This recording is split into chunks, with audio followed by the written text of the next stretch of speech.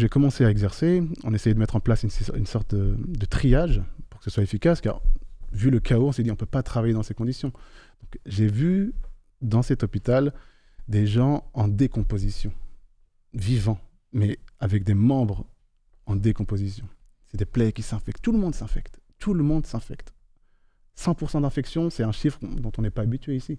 La moindre plaie va s'infecter. Car ces gens vont se faire opérer, on va les suturer, etc. Et ensuite, ils doivent retourner dehors, retourner dans leurs conditions de vie misérables. Ouais. Donc 100% d'infection. J'avais jamais vu autant d'hépatite A. Les gens viennent avec les yeux jaunes, fluo. Et le problème, c'est que vous avez 3% d'hépatite A qui ont des complications sévères. Donc beaucoup d'enfants meurent de l'hépatite A là-bas. Des gastro-entérites, etc. Donc beaucoup de blessures chroniques, beaucoup de diabète qui meurent aux urgences, qui n'ont pas d'insuline. Tu dis que tu as vu énormément de gens en coma glycémique, c'est ça? Exactement, hyperglycémique. Donc alors, tu sais qu'ils vont mourir dans les heures et les jours qui suivent. Alors soit ils arrivent, ils sont déjà dans un état catastrophique, avec des sucres, avec des résultats que j'ai jamais vus. Et on n'a pas forcément les moyens pour... alors on peut les traiter, parce qu'ils ont quand même encore un petit stock d'insuline à l'hôpital, mais l'insuline, ça se stocke au frigo. Donc vous donnez de l'insuline au patient, il le met où? Donc c'est des gens qui sont condamnés. J'ai vu des gens mourir d'asthme.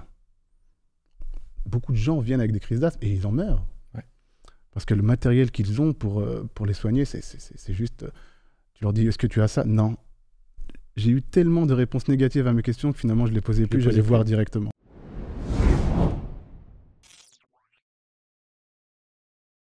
أعوذ بالله من الشيطان الرجيم بسم الله الرحمن الرحيم الحمد لله رب العالمين والصلاة والسلام على أشرف المرسلين نبينا محمد وعلى آله وصحبه أجمعين أما بعد.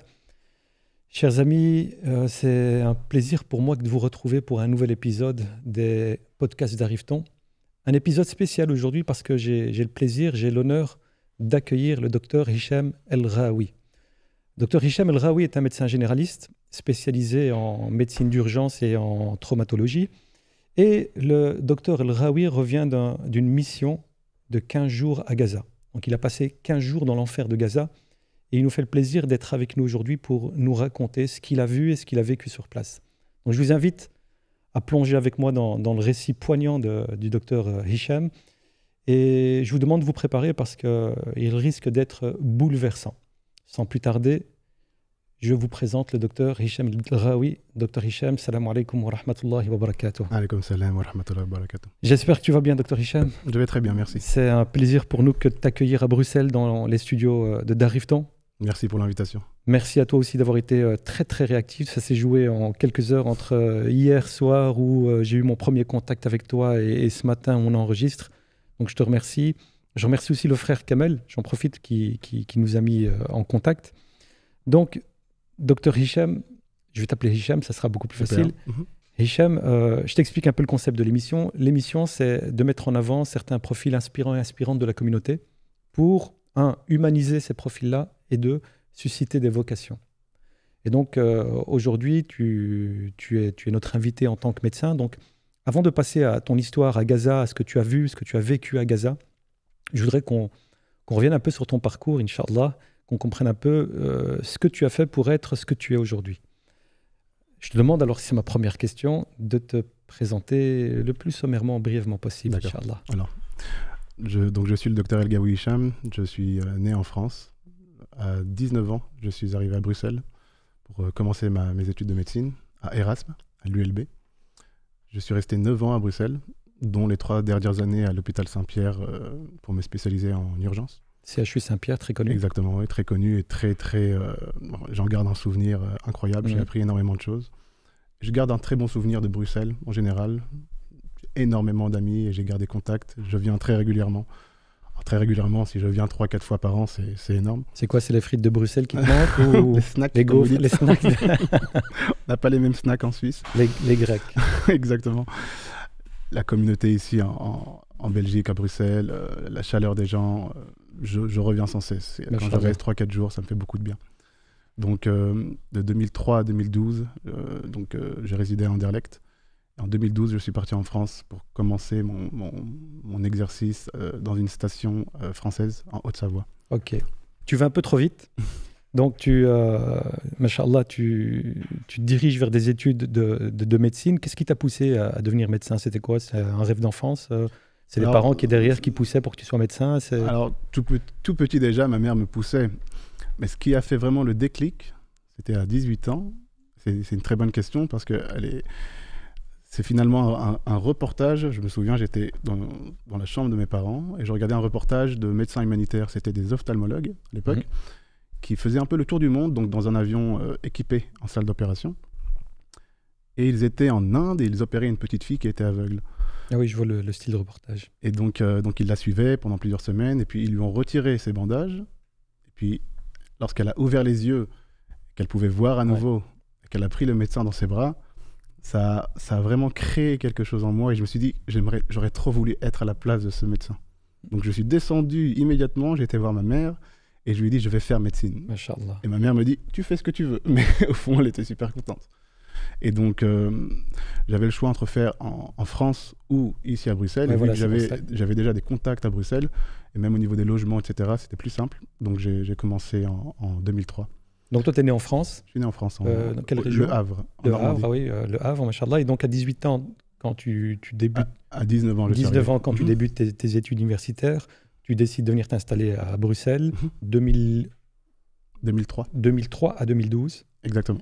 Tu termines à Bruxelles et là, tu retournes en France pour pratiquer. Exactement. OK. Donc, 2003, en fait, à 18 ans, j'avais commencé avec un DU génie chimique. Ça me plaisait pas du tout.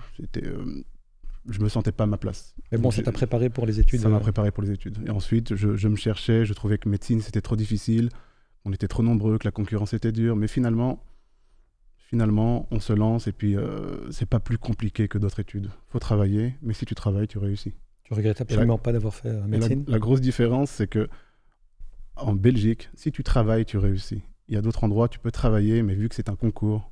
Ah oui, donc c'est les meilleurs qui passent. Voilà, c'est les meilleurs qui passent. Donc, aucun regret. C'est aussi ce qui t'a poussé à venir en Belgique? Oui, exactement, oui. On a beaucoup d'étudiants français qui viennent en Belgique justement pour cela. Donc, tu termines en 2013, en 2012, tu retournes en France? Donc, je retourne en France seulement pour un hiver. Ouais. Donc en station à La Plagne. Donc, alors moi je voulais pouvoir travailler en montagne et en même temps garder cette activité d'urgence et de traumatologie. T'aimes skier? J'aime skier, oui. Je skie pas mal. Tu combinais l'utile à l'agréable. Exactement. Et donc j'ai passé tout un hiver et ensuite on avait pour projet avec ma femme de partir nous installer à Istanbul. Ouais. Étant donné que ma femme est turque et puis j'adore ce pays, j'adore cette ville. Ta femme est médecin? Elle est orthodontiste. Orthodontiste, oui. Ok. Et finalement, on n'avait pas d'argent pour partir. Donc, on s'est dit, bon, on va faire 1 an en Suisse et continuer à se former. Donc, elle avait trouvé une formation d'implantologie. Et donc, on a passé 1 an en Suisse. Et finalement, de fil en aiguille, des opportunités se sont ouvertes et on y est installé depuis 10 ans. Et donc, tu n'as plus jamais quitté la Suisse? Jamais, non. Quelle région en Suisse? Alors, Verbier, je pense que ça parle à beaucoup de Belges. Verbier, c'est la région du Valais. C'est les Alpes suisses.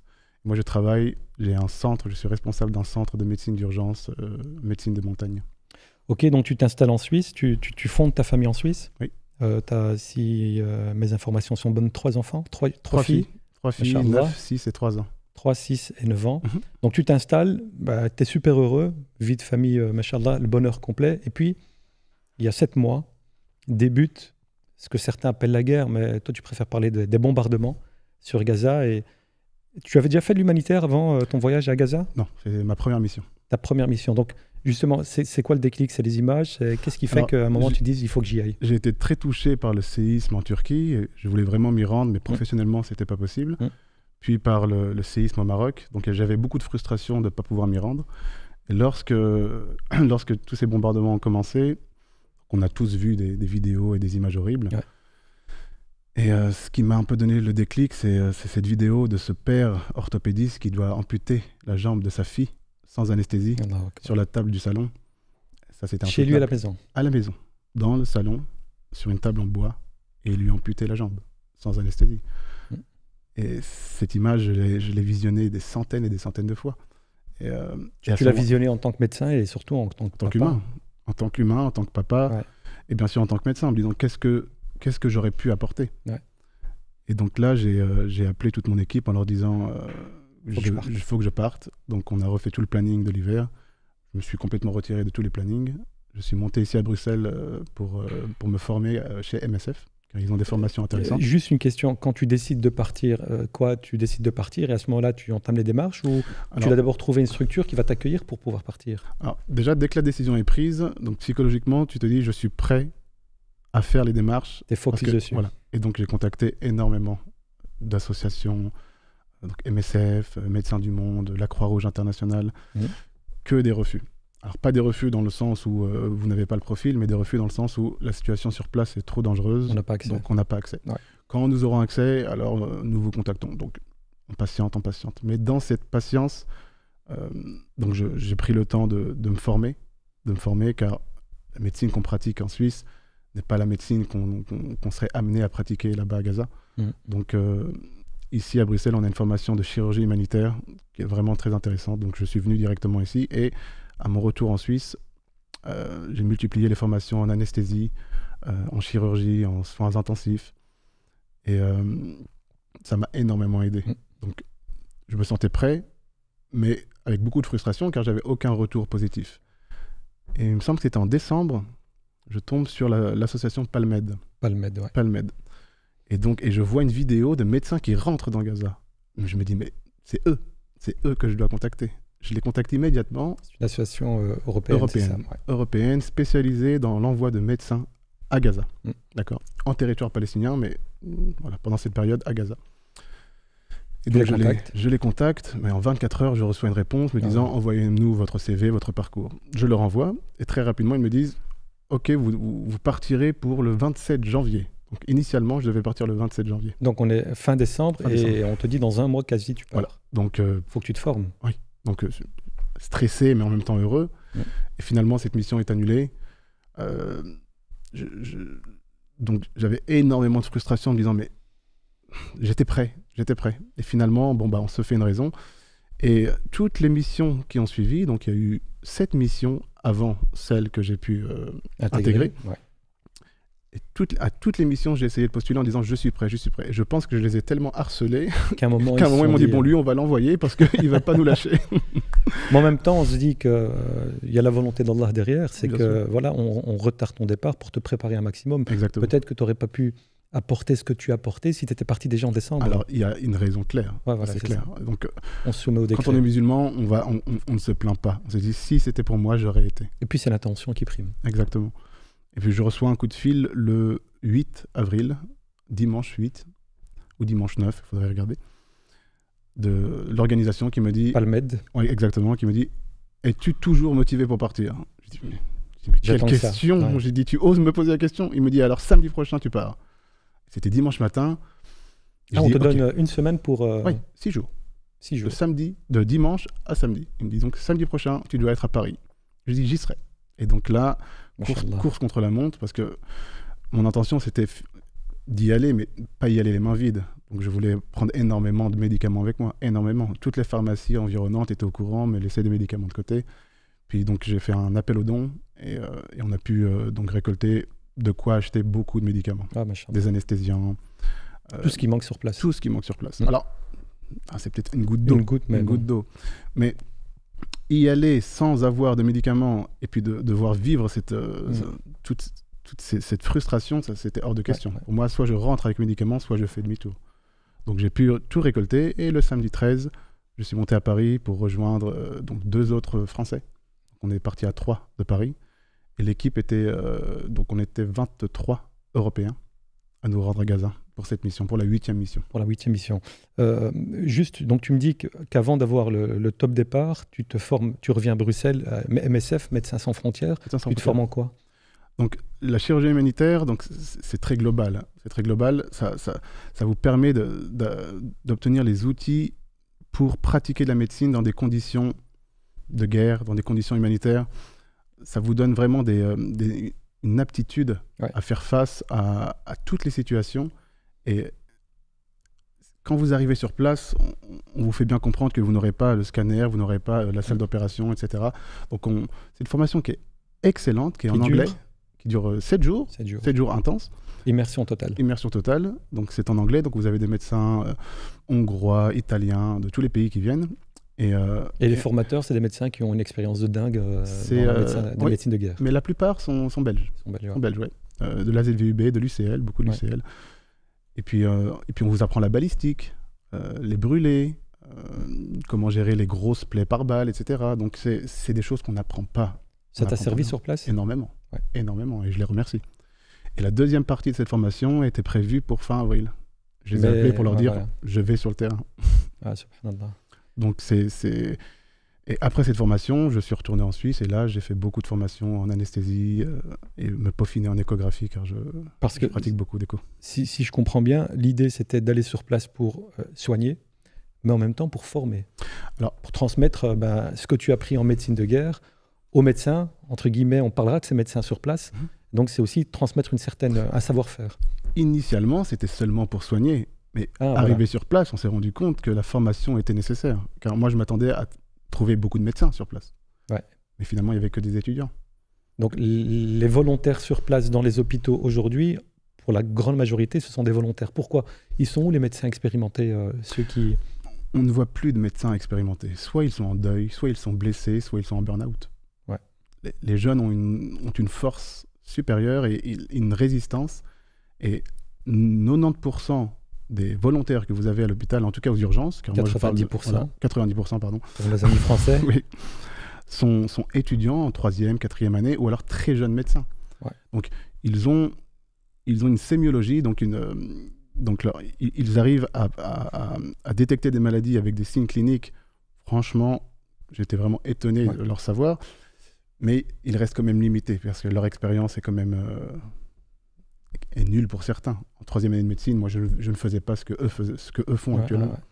Donc finalement, c'est vrai qu'on était parti pour soigner et sur place, on s'est retrouvé à former. Entre autres, à former. Est-ce que c'est vrai que les médecins expérimentés, en réalité, c'est des personnes qui ont charge d'âme, donc qui ont des familles à leur charge, et rester volontaire dans un hôpital, ça nourrit pas, ça ramène pas la tartine. Et donc, il y a beaucoup de médecins qui se retrouvent à vaguer à la recherche de quoi manger pour nourrir leurs enfants, et à ce moment-là, ne plus pouvoir être à l'hôpital? Les volontaires, la seule rétribution qu'ils ont, c'est un repas par jour. Et ils peuvent dormir à l'hôpital. Donc, quand vous êtes père de famille et que vous avez 5 ou 6 enfants, eux ne sont pas intégrés dans cette rétribution. Donc, beaucoup de médecins quittent l'hôpital, parce qu'ils doivent nourrir, font un autre travail, ou alors ils les intègrent. Il y a quelques centres privés, donc c'est des dispensaires de médecine générale. On parle de tout petits dispensaires. Et là, ils sont payés $300 par mois. Et pour ces $300 par mois, ils quittent l'hôpital à contre-cœur. Ouais, mais bon. Et quand vous avez une famille derrière, il n'y a pas le choix. Et puis la cellule familiale en Palestine et dans les pays arabo-musulmans, elle est totalement différente de la nôtre. Nous, c'est femmes et enfants. La cellule familiale dans ces pays là-bas, c'est femmes, sœurs, grands-pères, grand-mères, survivants, orphelins, voisins. Donc, c'est des personnes qui... c'est difficile pour eux, mais on peut totalement comprendre qu'ils quittent l'hôpital pour aller... Et ils ont des très grandes familles. Lorsqu'on leur pose des questions, as-tu perdu un proche? Il me dit oui, j'en ai perdu 96. Ouais. Je dis mais vous êtes combien dans votre famille? Non, c'est des très grandes familles. Très grandes familles. Oui. Donc le 13, on poursuit ton parcours. Le 13, tu arrives à Paris pour quitter le 14. Voilà. 14, départ de Charles de Gaulle. Charles de Gaulle. Pour le Caire. Le Caire. Tu arrives au Caire et là, vous prenez la route pour direction Rafah. Voilà, exactement. Alors, pour situer Rafah dans la bande de Gaza, pour nos auditeurs, le public, Rafah, c'est dans le sud de Gaza. C'est l'extrême sud. L'extrême sud.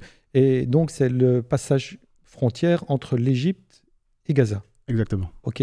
Sur la route, tu arrives en direction de Gaza et tu es choqué par...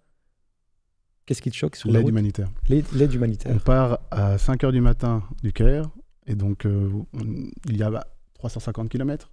350 km. On fait en 7 à 8 heures, car il y a beaucoup de checkpoints. Donc des checkpoints qui vous bloquent une demi-heure, donc complètement supportable. On arrive à 14 heures au poste frontière. On fouille ce que tu as ramené, on contrôle ce qu'il y a? On contrôle, mais sans trop d'insistance. Voilà, sans trop d'insistance. Sur ces checkpoints, c'était assez fluide. On était très content d'arriver tôt, à 14 heures, car il faut arriver avant 17 heures. Passé 17 heures, le poste frontière ferme. Tu attends le lendemain. Exactement. On arrive à 14 heures, donc très content d'être arrivé assez tôt. Et puis là, on attend 1 heure, 2 heures, 3 heures. On se dit, il est déjà 17 heures, 4 heures, on voit 18 heures, on est les derniers. Et en fait, quand j'essayais d'expliquer, de demander des explications, alors moi, c'est ma première mission humanitaire. On avait des gens parmi nous qui avaient quand même l'expérience, qui étaient déjà venus plusieurs fois. Et en fait, on nous expliquait que les bagages posaient problème, qu'on avait trop de bagages. Je dis, mais bon, on est médecin et on vient avec du matériel. Après 1 à 2 heures de négociation, on a pu emmener avec nous un bagage privé plus un bagage annexe. Donc on a laissé tomber derrière nous 3/4 de nos bagages. Quoi, c'est les consignes de ne pas laisser passer les bagages? La consigne égyptienne, c'est une personne, un bagage. Okay. Ils ont pu négocier un deuxième. Donc énormément de matériel a dû être renvoyé au Caire. Ah, okay. Et ça, c'est... Tu le vis comment, ça? Bon, partagé entre le plaisir, le bonheur de pouvoir quand même pénétrer à Gaza, parce que sinon on devait faire demi-tour, et triste de se dire que derrière, on laisse des respirateurs, des moniteurs, des appareils écho. Alors que de l'autre côté de la frontière, tu te rends compte qu'il y a des besoins énormes. Des besoins énormes. Et avant même d'arriver à ce poste frontière, pendant 15 à 20 minutes, vous roulez, vous voyez des centaines et des centaines et des centaines de camions, des poids lourds, des 44 tonnes, plein d'aide humanitaire. Bloqués, stationnés. Bloqués, stationnés. À gauche, à droite, World Central Kitchen, tout plein d'organisations. Donc vous voyez des gros camions écrits en indonésien ou en malaisien, en kosovar. Ça vient de partout. Ça vient de partout. Ouais. Et pendant 15 à 20 minutes, vous roulez, vous voyez que ça. Donc j'ai filmé, mais au bout d'un moment, je dis bon, j'arrête de filmer. Là, on est le 14 avril, donc aujourd'hui, le 11 mai, j'imagine tout ce qui a dû se stocker en plus et qui n'arrive toujours pas à rentrer. Qui n'arrive pas. Et à ma gauche, je vois un camion gigantesque avec plus de 1000 tonnes de pommes de terre en train de pourrir au soleil. Donc quand vous voyez ça et que quelques kilomètres plus loin, les gens meurent de faim, c'est difficile de comprendre et c'est difficile de supporter une telle image. Mais voilà, on a une mission, donc on m'a bien fait comprendre qu'il y aurait beaucoup de frustration, qu'il faut beaucoup de patience. Donc on pénètre quand même dans cette bande. Tu parles de frontière de la honte à ce moment-là? Exactement, le mur de la honte. C'est vrai que donc il y a des laissez-passer qui se vendent, donc les blessés palestiniens du côté de Gaza qui voudraient venir se soigner en Égypte, des blessés très très graves, doivent payer le passage. Alors, de ce que j'ai vu, moi je témoigne de ce que j'ai vu des centaines de Palestiniens se rendre au poste frontière, et que lorsque je leur pose la question, l'adulte paye $5 000, l'enfant paye $2 500 pour sortir. Je pense que ceux qui obtiennent une autorisation pour se faire soigner sont exemptés. On parle de gens qui sont en bonne santé et qui veulent sortir. Ah ok, c'est vrai. Donc ça, de ce que j'ai vu des centaines. Ils étaient peut-être 300 à 400 dans ce poste frontière à vouloir sortir. Et tous payent, tout le monde paye. Ouais. Tout le monde paye une agence officielle qui est sur place et qui n'est pas cachée. Donc c'est profiter de la misère humaine. C'est profiter. Et alors moi j'étais vraiment choqué, mais encore une fois, inexpérimenté.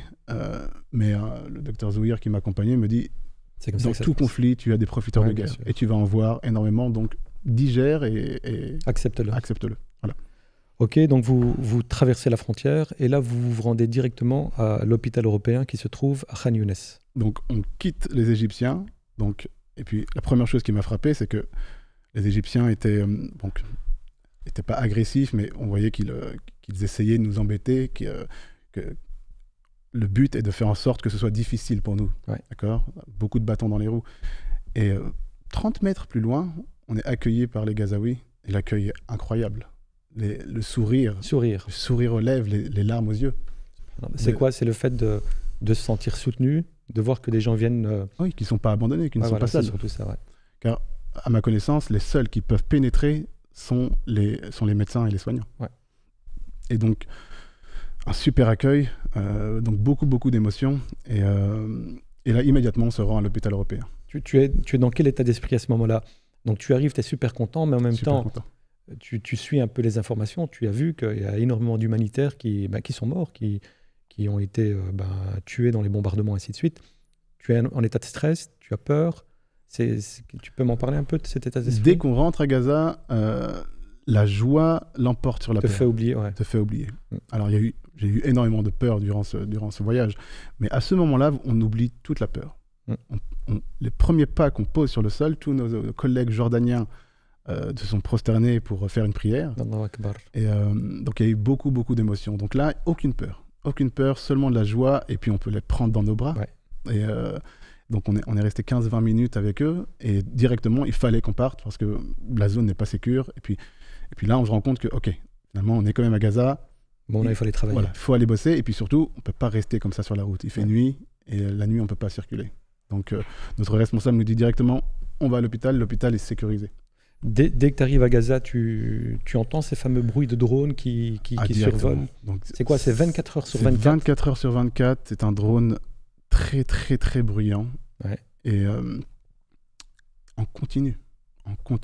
Et donc, on m'avait déjà prévenu. On m'avait dit, prends des boules qui est pour pouvoir dormir, car... Mais ce bruit, finalement, au bout de quelques jours, vous l'oubliez. Mais c'est vrai que dès que vous arrivez, ouais. il est très fort et il est en continu. Et surtout dans le sud. L'idée, c'est quoi? C'est la surveillance, je suppose.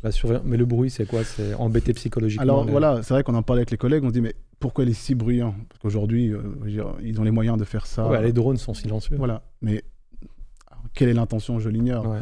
Mais clairement, c'est nuisible. Le bruit est nuisible. Et le bruit rappelle, on est là. On est là, on vous surveille. Donc tu arrives à Khan Younes.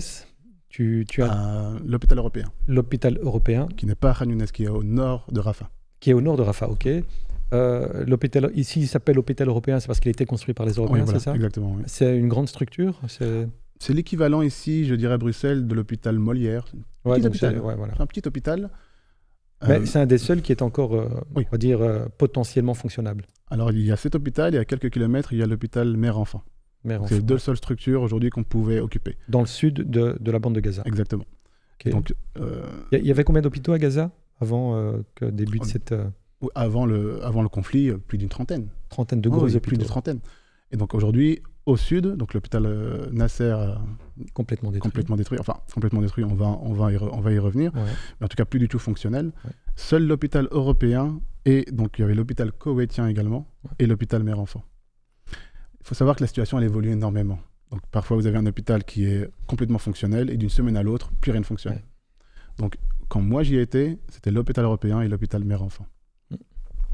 Et donc le gynécologue qui nous suivait, lui, donc sa mission était à l'hôpital Mère-Enfant, et puis nous, on logeait, on dormait dans l'enceinte de l'hôpital européen. Tu arrives dans l'hôpital européen, directement, tu es dans le bain. Directement, tu es dans le bain et tu vois énormément de gens. Car cet hôpital européen n'est plus un hôpital, c'est un camp. C'est un camp de réfugiés. Car les gens vivent, dorment, ils occupent le moindre centimètre carré de cet hôpital. Pourquoi? C'est dans l'espoir d'être à l'abri en sécurité? Oui, tout à fait. Ouais. Tout à fait. Ils espèrent que l'hôpital ne subira pas le sort des autres hôpitaux. Des autres hôpitaux. Je pense que quand ils l'ont occupé, ils pensaient que cet hôpital était une sécurité pour eux. Mais il faut imaginer que dès que vous pénétrez dans cet hôpital, donc vous avez des gens vous avez le couloir, il vous reste 20% de passage, et tout le reste, c'est des pseudo-tentes, donc ils mettent juste une sorte de rideau, et les gens vivent là-dedans. Des familles entières, ouais. Oui, à 5 sur 3-4 mètres carrés. Donc, et la première chose qui m'a choqué en rentrant, c'est l'odeur. Ouais. C'est un mélange d'urine, de sel, de sang, de vomi, de chair, ouais. De pain, parce que les gens cuisinent également. Donc, quand vous passez, vous êtes... le premier traumatisme, il est olfactif. Ouais. Donc, j'avais expliqué que quand vous entrez dans la bande de Gaza, vous avez vos sens qui sont violés, littéralement. Ouais. Que ce soit la vue, l'odorat, le toucher. Et on n'a pas travaillé dès qu'on est arrivé le soir. Donc, le but, c'était seulement de commencer à prendre découvrir les lieux. Exactement. Ouais. Donc, on nous installe dans une chambre. On était 7 matelas au sol. On était super contents car on avait quand même un filet d'eau pour une douche avec une toilette. Donc, c'est un luxe là-bas. Mais tu es préparé à tout ça, toi, donc oui. Psychologiquement, tu sais que c'est ça qui t'attendait. Exactement. Et donc, je savais qu'on allait nous apporter un plat de riz une fois par jour. Et puis, oui, donc tu as eu le même traitement que les médecins sur place, c'est un repas par jour. Ah, c'est un repas par jour. Vous n'êtes pas... Mais un repas par jour, c'est du luxe. C'est du luxe. Et donc... alors, il y a aussi la générosité de tous les patients qui viennent et qui veulent vous donner quelque chose alors qu'ils n'ont rien. Ouais. Parce qu'ils disent, ils sont là, on veut les mettre bien. Donc, on prend nos repères, on s'installe, on se met sur la terrasse, parce qu'on avait donc une sorte de petit balcon, et puis là, tu entends les bombardements. Et là, tu entends des bombardements. À un rythme, une fois chaque 3-4 heures. Donc, on se dit, bon, finalement, c'est léger. On passe notre première nuit, et puis le lendemain matin, on attaque. Chacun attaque selon sa spécialité. Donc moi, je vais aux urgences. Quand je rentre aux urgences, donc j'essaie de m'intégrer à l'équipe, et puis je me rends compte, la première chose, ce sont les conditions de travail, ce qu'ils ont, ce qu'ils n'ont pas. Et moi, je suis choqué par l'hygiène déplorable. Ouais. Donc vous avez du sang partout. Donc les lits n'ont plus de matelas. Donc, ils ont mis une sorte de planche en bois tachée de sang, les rideaux tachés de sang. Et puis du monde partout. La médecine de guerre. Partout. La médecine de guerre. Il y a du monde partout. Donc, vous ne pouvez pas avancer sans être systématiquement entouré de 10 personnes autour de vous qui vous tendent le papier, parce que donc cette feuille d'admission. Et on vous dit docteur. Donc moi je dis bon, je ne peux pas travailler dans ces conditions. Donc, toi tu es là en blouse blanche avec... Voilà, avec ma blouse de l'association. Ouais. Alors, j'avais mon talkie-walkie. Donc on te reconnaît directement comme médecin. Oui, directement. Ouais. Et donc j'essaye de m'intégrer. Donc là je discute avec le chef de service et je sens que je perds beaucoup mon temps, parce que on vient m'expliquer en me disant ne suis pas telle et telle personne. Parce qu'il y a beaucoup de gens qui sont là, mais qui sont absents. Ils sont là physiquement, mais leur esprit est ailleurs. Ah, ils errent dans le... Et ils y croient plus du tout. Et donc, ces gens-là, il faut les éviter, car ils vous font seulement perdre du temps. Donc, je me dirige vers les étudiants, et les étudiants commencent à me dire, voilà, ça marche de cette manière. Et donc... Donc, ça marche vraiment, la débrouille. Tu arrives sur place, c'est à toi de trouver ta place dans l'équipe et de comprendre comment ça fonctionne et puis de faire ce que tu peux. Voilà, en fonction de tes compétences. Alors, moi, la première chose que je voulais, c'était poser ma valise et la mettre à disposition. Ils m'ont dit, mais tu fais surtout pas ça, car il y a un taux de toxicomanie énorme. Parce qu'il y a eu beaucoup de blessés avec des douleurs chroniques. Et au début, ils avaient des médicaments, ils avaient des stocks. Et ensuite, ils n'avaient plus. Que ce soit la codéine, le tramadol. Donc, il y a énormément d'addicts. Donc, cette valise, finalement, je l'ai très peu utilisée au sud. Je l'ai laissée dans ma chambre, fermée à double tour. Ouais. Et puis, je prenais ce dont j'avais besoin pour la journée. Et puis, donc j'ai commencé à exercer. On essayait de mettre en place une sorte de triage pour que ce soit efficace, car vu le chaos, on s'est dit on ne peut pas travailler dans ces conditions. Donc, j'ai vu dans cet hôpital des gens en décomposition, vivants, mais avec des membres en décomposition. C'est des plaies qui s'infectent. Tout le monde s'infecte. 100% d'infection, c'est un chiffre dont on n'est pas habitué ici. La moindre plaie va s'infecter. Car ces gens vont se faire opérer, on va les suturer, etc. Et ensuite, ils doivent retourner dehors, retourner dans leurs conditions de vie misérables. Ouais. Donc 100% d'infection. J'avais jamais vu autant d'hépatite A. Les gens viennent avec les yeux jaunes, fluo. Et le problème, c'est que vous avez 3% d'hépatite A qui ont des complications sévères. Donc beaucoup d'enfants meurent de l'hépatite A là-bas. Des gastro-entérites, etc. Donc, beaucoup de blessures chroniques, beaucoup de diabète qui meurent aux urgences, parce qu'ils n'ont pas d'insuline. Tu dis que tu as vu énormément de gens en coma glycémique, c'est ça? Exactement, hyperglycémique. Donc, alors, tu sais qu'ils vont mourir dans les heures et les jours qui suivent. Alors, soit ils arrivent, ils sont déjà dans un état catastrophique, avec des sucres, avec des résultats que j'ai jamais vus. Et on n'a pas forcément les moyens pour... alors, on peut les traiter, parce qu'ils ont quand même encore un petit stock d'insuline à l'hôpital, mais l'insuline, ça se stocke au frigo. Donc, vous donnez de l'insuline au patient, il le met où? Donc, c'est des gens qui sont condamnés. Ah oui. J'ai vu des gens mourir d'asthme. Beaucoup de gens viennent avec des crises d'asthme et ils en meurent. Ouais. Parce que le matériel qu'ils ont pour les soigner, c'est juste... Tu leur dis, est-ce que tu as ça? Non. J'ai eu tellement de réponses négatives à mes questions que finalement, je ne les posais plus, j'allais voir directement. Est-ce qu'il fallait prioriser aussi au niveau de la gravité pour intervenir? Donc, c'est-à-dire, est-ce qu'il y a des gens qui mouraient parce qu'on ne pouvait pas s'occuper d'eux? Bien sûr. Bien sûr. J'ai justement souvenir cet homme de 65 ans qui venait pour une crise d'asthme sévère, qu'on a commencé à traiter, et ensuite il y a eu un arrivage massif de blessés. Donc il a fallu le laisser. On l'a laissé, et on l'a trouvé mort. Il est allongé par terre à la fin. Et à aucun moment il est venu, ou sa famille est venue pour nous dire « occupez-vous de moi ». Il a compris. Il s'est simplement mis sur le côté, et on l'a retrouvé par terre mort. Donc, j'ai vu beaucoup d'enfants, beaucoup de parents venir et me donner leur enfant mort, en espérant que je dise oui, il y a une chance. Ouais. Et au début, on prend le temps. On prend le temps. On essaye de parler en expliquant. Mais après, tu peux pas. Tu dis non, il est mort. Et tu pars. Ouais. Parce que tu peux pas te permettre... Les émotions, tu les mets de côté. Tu les mets de côté. Au début, tu essayes, mais tu te rends compte que tu n'es pas efficace, que tu perds beaucoup de temps. Tu es là que pour 15 jours. Il faut être rapide. Donc, on passe 2 jours dans ces conditions. Donc, très dur, mais en même temps, ils ont quand même un scanner dans cet hôpital. Ils ont quand même certains antibiotiques, quelques antidouleurs, donc ça tourne, on arrive quand même à faire du boulot. Mais tu confirmes, Hicham, qu'il y a des opérations sans anesthésie générale Pas dans cet hôpital. Ok. À l'hôpital européen, ils ont 4 salles d'opération et ils sont bien équipés. Au moment où toi, tu étais sur place. Au moment où j'ai été, oui. Ouais, donc mi-avril. Voilà, exactement.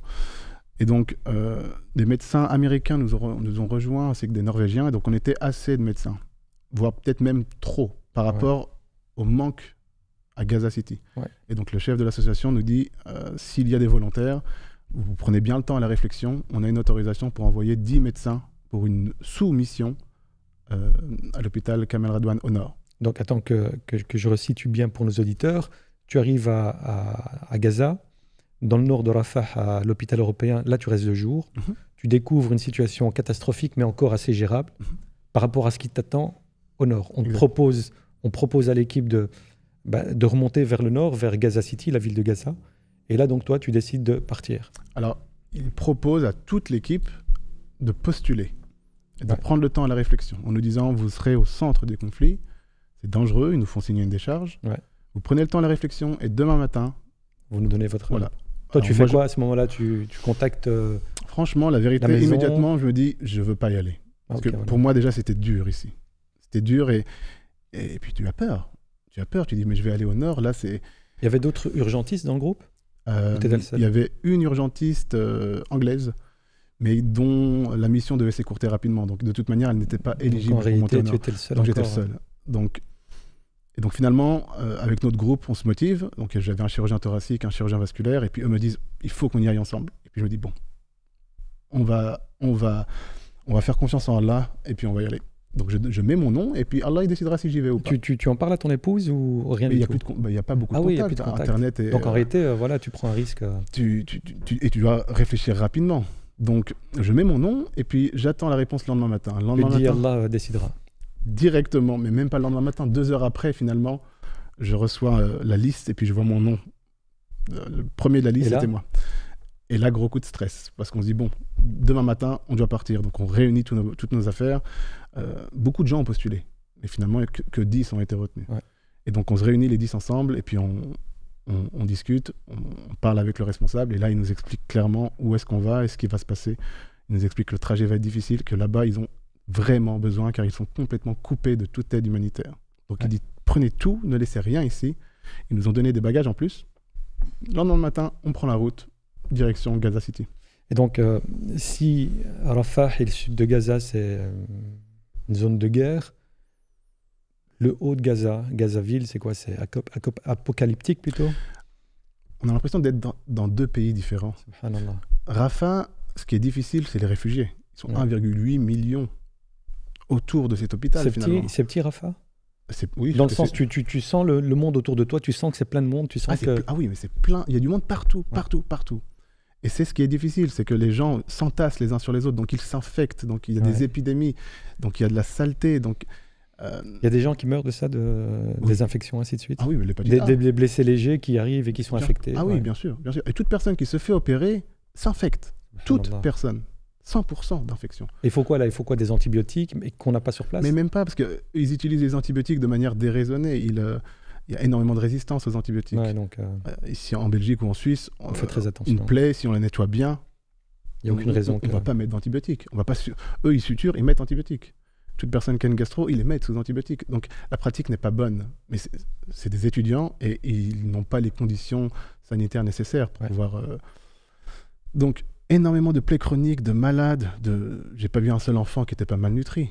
Donc, un enfant qui est malnutri, c'est un enfant qui va être plus fragile face aux infections. Donc Rafah, c'est ça. Rafah, c'est la densité. C'est la densité de population et la situation sanitaire. Voilà, les épidémies et les infections. On a peu d'arrivées massives de blessés. On avait peu. Car il y avait peu de bombardements. Chaque 3 ou 4 heures, c'est peu. Sans compter que finalement, les gens vivant dans des conditions très difficiles, certaines personnes vont éveiller leur animosité. Et puis il y a également des conflits. Dans Rafah, on recevait des blessés qu'on appelait BBO, donc Beat by Other. Donc ils se faisaient agresser parce que peut-être qu'ils avaient à manger, parce qu'ils avaient sorti une cigarette, parce qu'ils se disputaient pour un colis. Et ça, on en avait beaucoup également. Là, c'est un animal qui ressurgit quand on est dans des situations catastrophiques. C'est quand on a faim qu'on voit le vrai visage des gens. T'as vu que les gens avaient faim, toi? T'as vu dans les yeux des gens la faim? Moi, j'ai travaillé donc juste ces 2 jours-là avec un docteur Yahya. Donc, docteur, il est étudiant en médecine. Et il m'a montré une photo de lui. Alors, j'ignorais que c'était lui. Ah oui. De quelqu'un de super baraqué. Et je dis, mais wow, il est super balèze ce gars. C'est qui lui? Oui, il me dit, mais zoom. Et je zoome et je vois que c'est lui. Et quand je le regarde, et c'était avant le... Mais il est méconnaissable. Il a les joues creusées, mais il garde le sourire. Et il garde la foi, et il garde l'espoir que tout va s'arranger. Ça, c'est une des choses qui t'a impressionné sur place, c'est quoi? C'est la résilience, le fait que les gens, malgré un contexte indescriptible, ils sont en guerre, ils sont bombardés jour et nuit, ils goûtent à la mort dans leur chair, et malgré ça, il y a le sourire, il y a une résilience. C'est quoi? C'est la foi qui fait ça? Cette résilience, on la sent beaucoup plus au nord qu'au sud, car au sud, il y a tellement de gens qu'on voit beaucoup de misère. On voit beaucoup plus de misère autour de l'hôpital européen qu'au nord. Au nord, la densité est beaucoup moins forte. Mais effectivement, vous avez des enfants partout qui jouent au ballon, vous êtes aux urgences, vous êtes en train de brider une plaie, vous avez des docteurs Hichem qui t'appellent, et puis il est là, il te montre un dessin. Donc il y a des enfants partout, donc ça donne une certaine vie. Et puis effectivement, les gens n'abandonnent pas. Ils sont là, ils travaillent, et ils sont tous volontaires. Personne n'est payé depuis 7 mois. Moi, j'ai fait 15 jours, et avec tous les trajets, même pas, j'ai fait peut-être 10 jours sur place en tant que médecin. J'étais épuisé. Ça fait 7 mois qu'ils font ça tous les jours. Donc, cette résilience, je l'ai beaucoup plus sentie au nord. Au nord, Et donc on part ce matin, on prend la route pour le nord. Pour le nord. Donc, il y a 20 km. 20 km de l'hôpital européen à l'hôpital Kamel Radwan. On prend 5 heures. Et donc, Hichem, tu m'expliques que tu reçois donc l'autorisation, ou plutôt, tu es choisi pour accompagner le groupe des 10 vers le nord de Gaza. Donc, 20 km. Là, vous arrivez à un passage, un checkpoint qui est sur place, qui coupe la bande de Gaza en deux entre le sud et le nord. Le passage se fait rapidement? Alors, c'est le seul endroit où on voit des drapeaux israéliens et l'armée israélienne. D'accord. Donc, le passage... Eux savent que vous arrivez, donc... Oui, bien sûr, on a reçu l'autorisation, et donc, malgré l'autorisation, on a quand même des checkpoints qui nous bloquent, on reste dans le bus, on attend patiemment, le chauffeur descend, dépose les passeports, ça se passe plutôt bien. Donc, c'est le trajet qui est difficile. Tout est impraticable. La route est catastrophique, la route est détruite, et le paysage est apocalyptique. Donc là, on pénètre par Gaza City, on pénètre par le sud de Gaza City, donc toute la banlieue de Gaza, on roule pendant des kilomètres et des kilomètres, et tout est détruit. Donc toi, tu vois vraiment une différence entre le sud de Gaza et le nord de Gaza. Dans le sud, à ce moment-là, il y avait encore des bâtisses, des bâtiments, de la construction. Ah oui, mais c'est incomparable. On a l'impression de... C'est deux mondes différents. Deux mondes différents. Donc on entre, et là, on se rend vraiment compte qu'on est dans la zone de conflit. Toutes les bâtisses sont détruites, ou abandonnées, ou brûlées, et il n'y a plus personne. Vous ne croisez plus personne. Vous croisez de temps en temps une femme qui marche, on ne sait pas, elle erre dans la rue, dans ce qu'on peut appeler encore une rue. Quelques voitures qui passent. J'ai jamais vu un pare-brise intact, toujours avec des impacts de je ne sais quoi. Beaucoup de détritus, de poubelles. Donc pendant 15 à 20 minutes, tu vois des cadavres sur la route? Non. Non. À aucun moment, on voit de cadavres dans la rue. Donc ça veut dire qu'il y a encore, on va dire, au minimum, des gens qui s'occupent de récupérer, d'enterrer les cadavres. Oui, car de toute façon, toute personne qui meurt est amenée à l'hôpital pour être vraiment déclarée, enregistrée morte. Et c'est vraiment un cimetière à ciel ouvert, le nord de Gaza, donc des tombes partout. Alors, quand vous roulez, justement, on avait le responsable du bus qui nous expliquait. Ici, il y avait ceci, ici, il y avait cela. Donc, vous voyez un minaret au sol. Vous voyez ce qui ressemblait autrefois à une école. Vous voyez les hôpitaux. C'était l'hôpital d'Al Salem, complètement détruit. Donc, il nous expliquait. Et puis, il n'y avait plus aucun bruit dans le bus. Plus personne ne parlait. On avait avec nous 3 médecins qui avaient grandi à Gaza et qui exerçaient en Allemagne. Et puis eux donc, avaient les larmes aux yeux. Et c'était un moment très difficile, car là, on se rendait compte qu'on était vraiment au centre des conflits. Et on se rend compte de l'ampleur de la destruction, qui est extrêmement massive. Donc on pénètre dans Gaza, la boule au ventre, on n'entend pas de bombardement, quoi que ce soit. Le bruit des drones, toujours là? Non, beaucoup moins. Beaucoup moins le bruit des drones. Et donc, sans s'en rendre compte, on voit qu'on rentre dans une bâtisse et on se dit « Ah, on est arrivé à l'hôpital ». Je dis « Mais c'est ça l'hôpital ?» Minuscule. C'est quel hôpital Kamel Radwan. Kamel Radwan. Et comparable à quoi? À l'hôpital européen ou encore plus petit? Ah non, encore plus petit. Une clinique. Alors, il y a 3-4 étages. 3-4 étages. Et la salle d'op au premier étage, les urgences au rez. Ah non, c'est minuscule. C'est un des seuls encore fonctionnels. Exactement, oui. L'hôpital indonésien ne fonctionne plus. L'hôpital Shifa n'existe plus. Tu nous en parleras, tu as été le voir. Et il y a combien, on estime encore à combien le nombre de Gazaouis vivant dans le nord de Gaza? 300 000. C'est les chiffres que j'aurais eu. En sachant que tu as une clinique pour 300 000 personnes. Alors, en comparaison au sud, c'est rien. Ils sont 1,8 million autour de l'hôpital européen. Ils sont 300 000 au nord. Mais ce que j'ignorais, c'était dans quoi on allait s'embarquer. Donc, dès qu'on arrive dans cet hôpital, il est 17h, 18h, accueilli par le directeur, etc.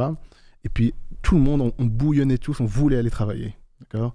Et donc, le directeur prend le temps de nous accueillir, etc. Il nous avait fait à manger, mais on avait tous cette boule au ventre, on dit on veut y aller, on était prêt à y aller. Et donc, très rapidement, on se dit, bon, nous, on y va. Et donc, moi, je vais aux urgences, chacun va à son poste. Et à peine j'arrive aux urgences, j'ai dit, bon, voilà, je me présente, que des étudiants, super accueil. Et puis, j'entends quelqu'un hurler derrière moi. Et je me tourne, et puis un vieil homme, donc plein de poussière, en hurlant, il me tend quelque chose. Par réflexe, vous tendez les bras. Et en fait, il me tend, et je regarde, en fait, que c'était un demi-corps de bébé, avec le crâne explosé, avec la cage thoracique ouverte, et complètement brûlé. Et me le donne dans mes mains, et puis c'est là que... Toujours dans l'espoir que tu le sauves. Moi, je ne comprenais pas ce qui se passait, parce que ça, on n'avait pas au sud. Et il me le donne dans mes mains, et puis je le regarde, et je ne parle pas, et je le regarde. Et puis ça m'a rappelé toutes ces vidéos qu'on a vues pendant des semaines et des mois. Et juste derrière, ils amènent quelqu'un qui s'avère être son père, qui est dans le même état. Et ce qui m'a... Alors, bien sûr, traumatisé par l'image, je le pose à côté de son père. Et encore plus frappant, je vois l'infirmière qui vient, qui prend le bras du père et qui commence à nettoyer, mais machinalement, pour mettre un cathéter. Je lui dis, mais tu fais quoi? Elle ne me répond pas, elle a le regard vide. C'est un robot. Et je lui dis, mais il est mort. Et elle fait, ah, ok, et elle s'en va. Donc, elle n'avait plus aucune expression dans son visage. Et là, je me rends compte, je me dis, en fait, ça n'a rien à voir. Et puis moi, je me suis effondré. Je suis sorti. L'infirmière qui était mon binôme est sortie avec moi. Et puis, je pense qu'on est resté 1 heure dehors. 1 heure. Alors qu'on était tellement impatients, bouillonnés d'aller aux urgences pour aller aider. On est resté quelques minutes, on est ressorti. Ouais. Et là, on s'est dit, ok, comment on va faire? On va rester 7 jours ici. Et puis là, ça bombarde. Chaque 30 minutes. À une fréquence beaucoup plus élevée. Ah, mais rien à voir. Des gros bombardements. Et après chaque bombardement, dans les 15-20 minutes, vous avez des arrivages. Ouais. Et les arrivages, c'est seulement ceux qu'on arrive à sortir des débris, des décombres. Car la plupart restent enfouis. Justement, Hicham, on parle de 35-40 000 morts, là pour l'instant. Mais toi, tu t'es convaincu de ce que tu as vu. Lorsqu'on déblayera, on en trouvera beaucoup plus. Au nord, ils n'ont aucune capacité pour sortir les corps. Ils n'ont pas les moyens. Ils font ça avec leurs mains. Yeah. Donc, moi, de ce que j'ai vu, quand je prends en charge une patiente et qu'elle était en vie, qu'elle pouvait parler, elle me disait, où est ma famille? Je dis, mais combien? Elle me dit, on était 20. Elle est bien seule. Ouais. Je dis, mais il n'y a que vous qui êtes là. Donc, ceux qui sont morts et qui sont enterrés, non, clairement, on les retrouvera. Je ne sais pas quand est-ce qu'on les retrouvera, mais on les sent. Quand vous marchez, vous sentez ça. Vous sentez les corps. Et donc, je me prends 1 heure et puis j'y retourne. Et puis on est resté quasi toute la nuit. Et puis là, c'était très dur. Très dur parce qu'ils n'ont rien. Ouais, c'est ça. Ils n'ont pas de scanner. Ils n'ont pas de compresse. Ils n'ont pas très peu d'antibiotiques. Ils n'ont pas d'antidouleur. Donc moi, j'avais tout avec moi. Mais j'entendais les gens hurler. Je dis, mais pourquoi tu fais ça? Il me dit, il faut bien qu'on lui débride sa plaie. Je dis, mais on va l'endormir, au moins on va le sédater. Il me dit, avec quoi? Je dis, mais moi j'ai ce qu'il faut. Je dis, ne le touche plus, j'ai ce qu'il faut. Et donc je préparais toutes mes seringues. Je prenais le staff, je leur dis, écoutez, on va préparer, vous me préparez tout ça. Je les mettais tous sur moi. Et puis je passais de patient en patient. Et puis quand j'ai sorti mon appareil échographique, qui est minuscule, sachant qu'il n'y a pas de scanner, cette échographie nous a permis de sauver énormément de vies et d'être beaucoup plus efficace. Tu peux nous parler de cet appareil? Donc c'est un échographe portable, c'est ça? C'est la marque Butterfly. Et en fait, vous le connectez au téléphone. Et vous avez juste la sonde. Et donc cette sonde, elle est polyvalente, donc vous pouvez regarder en profondeur, en superficiel. Et quand vous avez un arrivage massif, les gens meurent. Pourquoi est-ce qu'ils meurent? Soit ils sont morts en mort cérébrale, soit ils ont une hémorragie cérébrale, ils sont foutus. Il n'y a pas de scanner, donc avec l'échographie, on ne peut pas regarder dans le cerveau. Ouais. Par contre, la plupart meurent à cause d'un poumon qui éclate. Dégâts internes. Voilà. Donc pneumothorax, hémothorax. Et ça, avec l'échographie, en moins d'1 minute, je pouvais scanner le patient et on disait, voilà, poumon droit, la rate, le foie. Donc, ça coûte quoi un scanner pareil ? 3 000 euros. 3 000 euros, oui. Ensuite, vous avez un abonnement de 400 euros par an. Mais extrêmement, extrêmement précieux. Ouais. Donc s'il faudrait envoyer du matériel... Ah oui, alors, je les ai formés pour ça, d'ailleurs. Ouais. Je les ai formés pour ça, car je l'avais toujours accroché sur mon torse, relié à une batterie, donc je l'avais toujours sur moi. Donc, arrivage massif... Dans la minute, tu sais... En 1 minute, alors, déjà, en regardant les pupilles, tu sais si le cerveau est touché ou pas. Mais en 1 minute, tu sais où est le dégât, et si déjà, ça vaut la peine de rester avec lui. Et ce qu'il faut faire, parce que si tu décomprimes un pneumothorax, tu lui sauves la vie. Et on en a fait énormément. Quand je disais que les sens étaient violés, c'est parce que j'ai jamais autant mis mon doigt dans les thorax pour décomprimer.